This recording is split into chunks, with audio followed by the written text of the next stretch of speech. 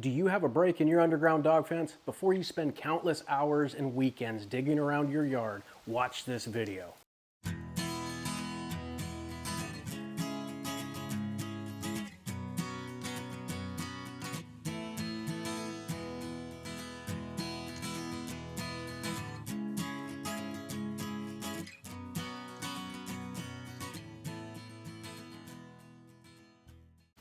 Hey guys, it's Adam with Outdoor Pet Solutions, and in this video I'm going to take you out on a service call where a customer reached out to us asking for assistance with their underground dog fence. There's an alarm sounding on their transmitter which indicates there's a break in the wire, and they have no idea where it is and they need our help.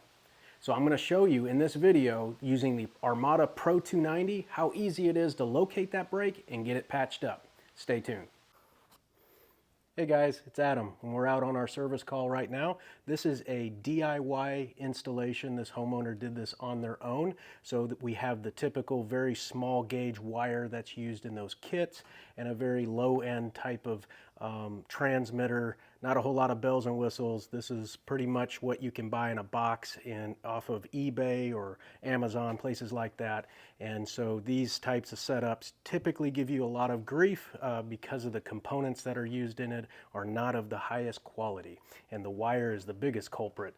And so they called us out because their unit started alarming, and that indicates that there's a break in the wire somewhere.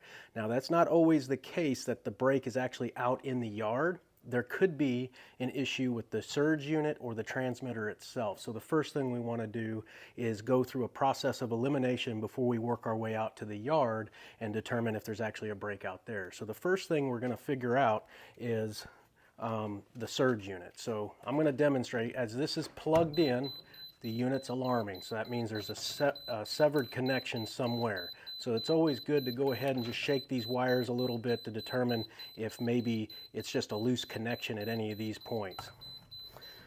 But obviously it's not, so we're going to unplug that.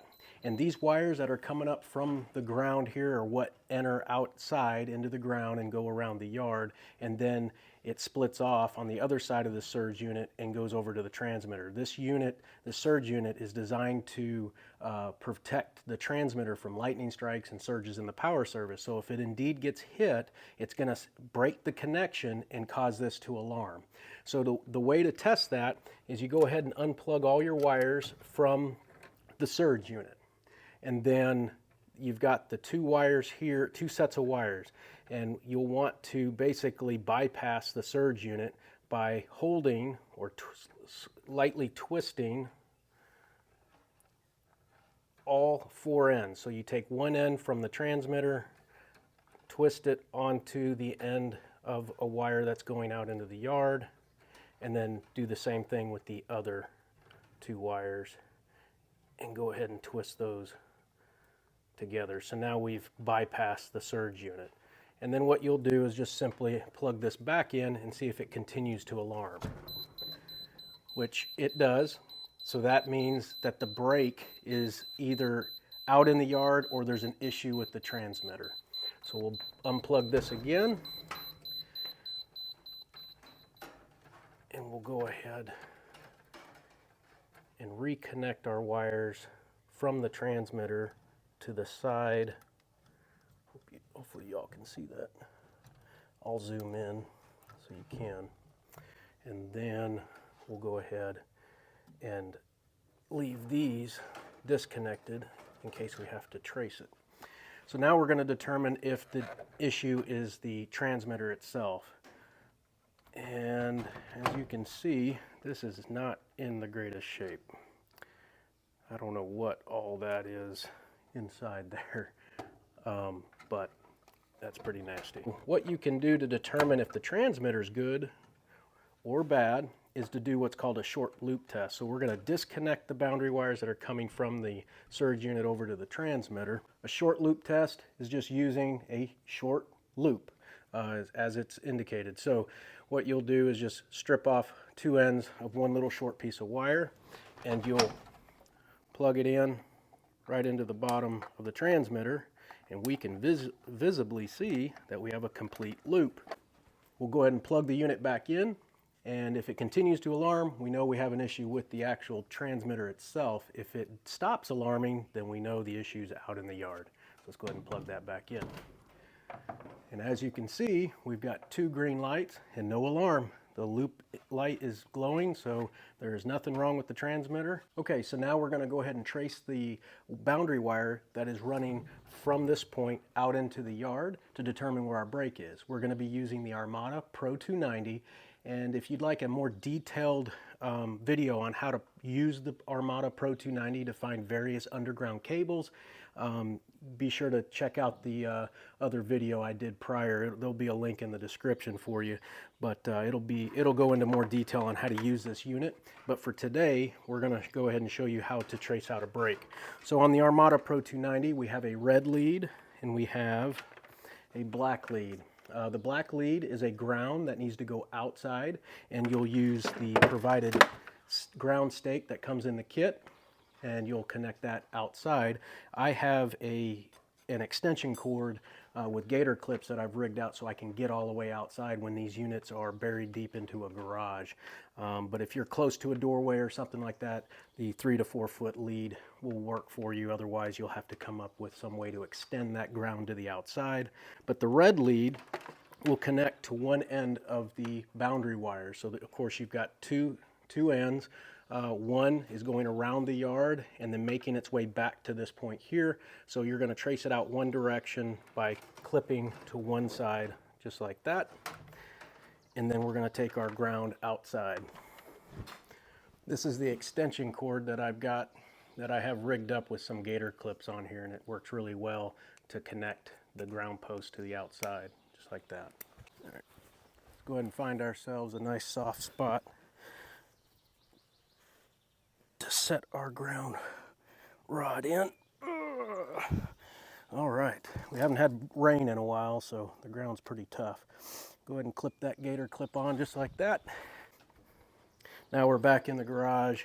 We're going to go ahead and take our black lead on the other end of the Armada, and we're going to connect it to the other end of our extension cord. Now we're grounded to the outside.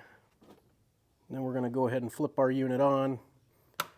And we got a nice bright red flashing light. That indicates we have a very good ground and we're connected. All right, so now we are outside. The boundary wires exit out of the side of this red metal building and they run that direction. And so what you'll do is you'll flip on your locator and you'll get that loud beeping. It's picking up the signal in the area, and you just wave around and work your way out into the yard here. And as a reminder, everywhere the unit nulls out, just like that, how it stops alarming is where the wire is. To one side will be the beeping wire, and then to the other side beeping. But the wire is always in the middle where the beeping stops, just like that. And we'll go ahead and trace this out until we find the break in the line.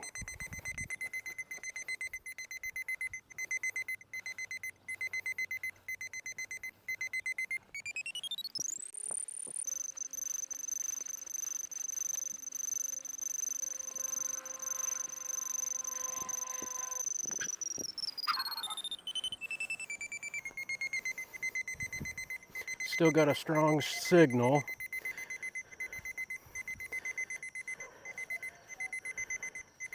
Oh, it's starting to get a little weak now.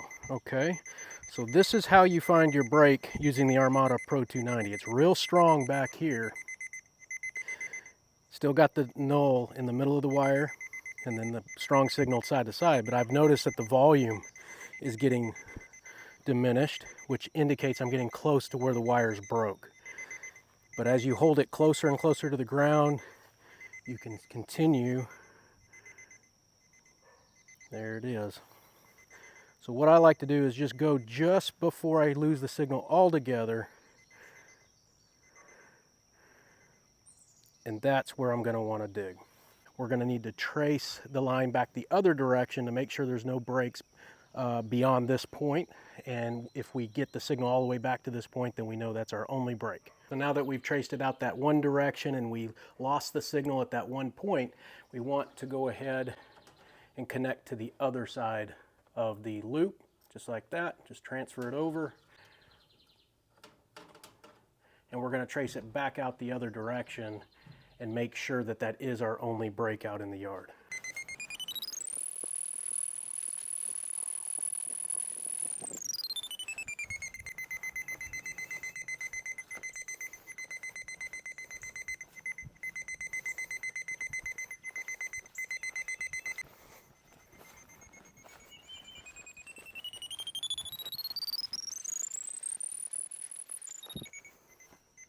All right, we're getting a diminished signal again, but we're almost back to our point in which we found the first break.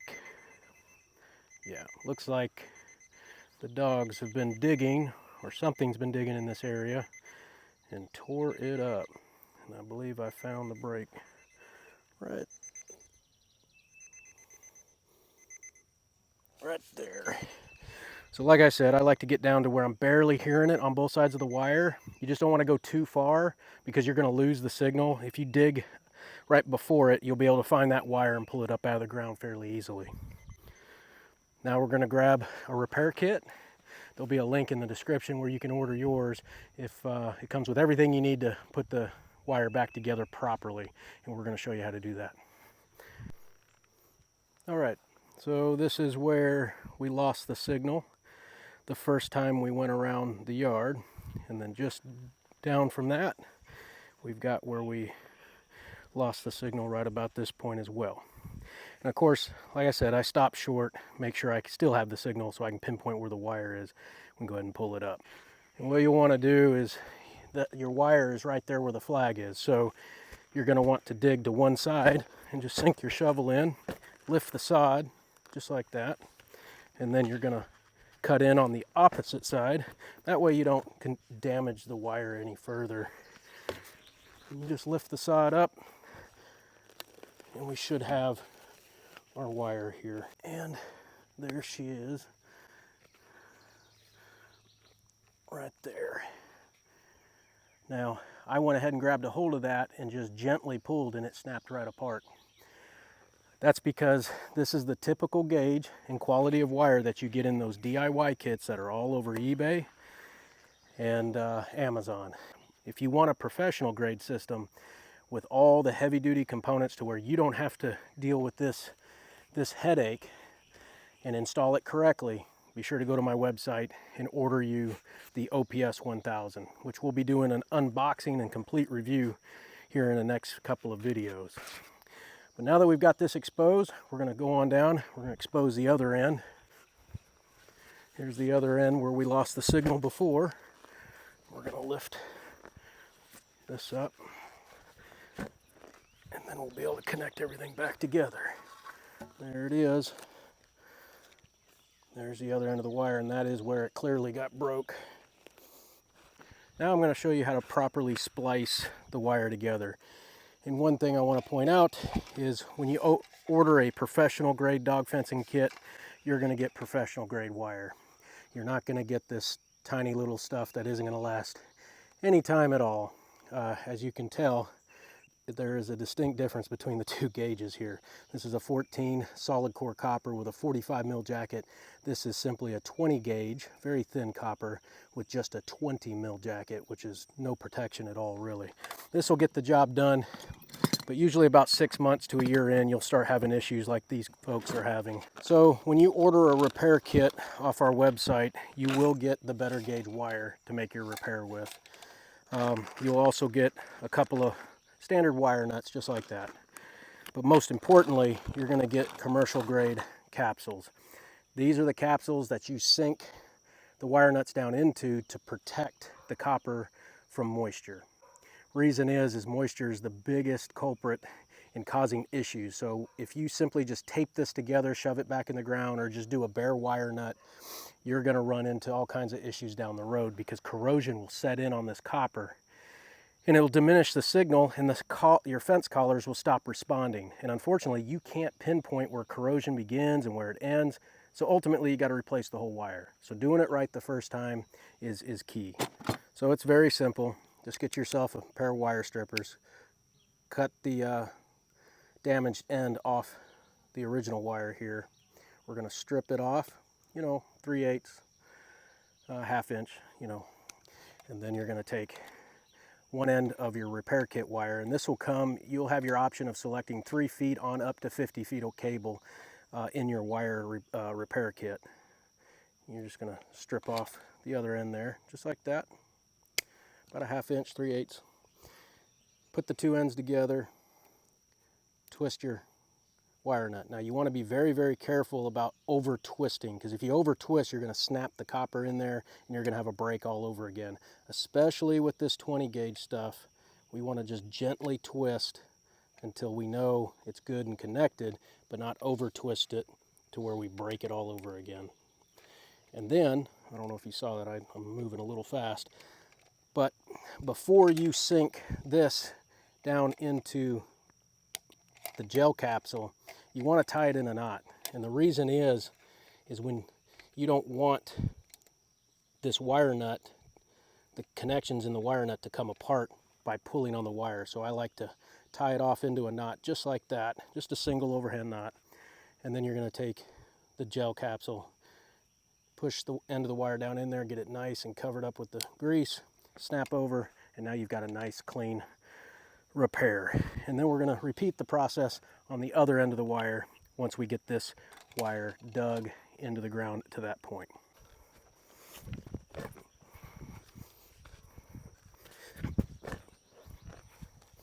And the way I like to bury wire, it's very simple. You just take a flat shovel, just like the one I have here, and you're just going to cut straight down into the yard, and then you're going to work it back and forth and open the soil up, creating a slot.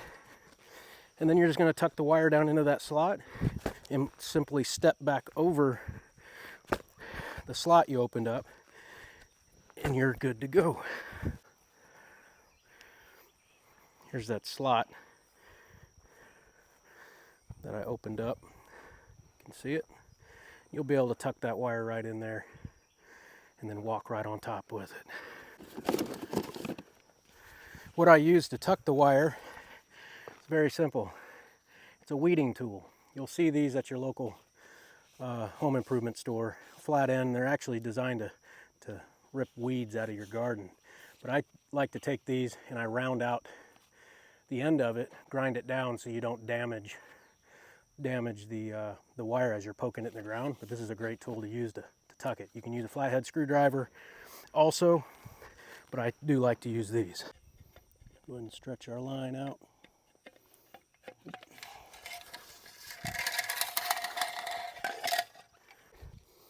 And then we just tuck. Simple as that. You can grab the soil or the grass with one hand if you'd like and lift that slot open. But this soil's pretty dry, so. All right, and as we did on the other end, we're going to go ahead and splice this in. So cut your damaged end off, strip off 3/8 to about a ½ inch. And I like to always cut off a little more than I need, so I make sure I can get that knot in there. Now that we've got that twisted on, I don't have much of this yellow exposed, so I can get my knot. So we're going to dig that open a little bit more here. All right, now we should have plenty to get our knot tied in. Make sure we got a good connection on these two. Now we're going to tie this together. Let's put our grease capsule on, make sure everything's nice and watertight. And now you're good to go.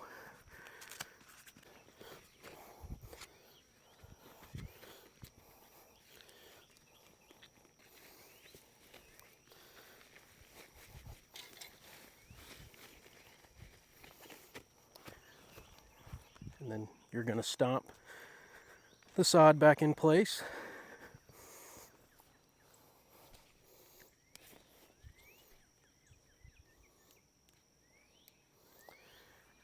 And then you're just going to simply stomp your trench back down that you opened up with your shovel. And now you're good to go. Now these areas here were dug out by the dog, so we're going to try to fill those back in for him.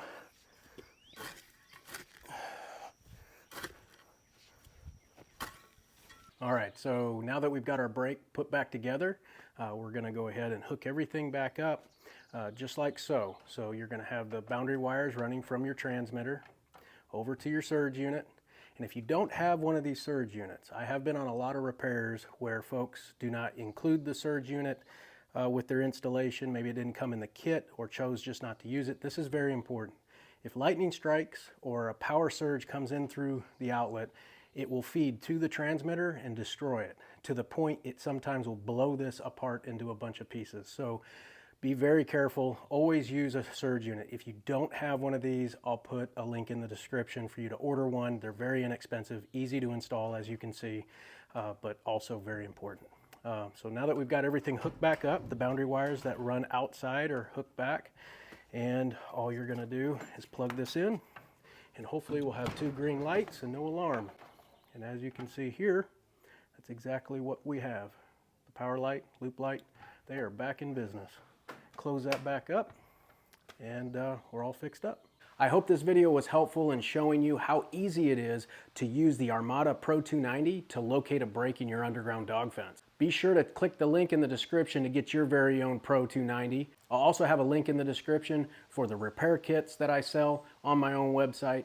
And if you're wanting to upgrade your underground dog fence system with professional grade components and wiring, be sure to check out the OPS 1000. And as always, thanks for watching. Bye-bye.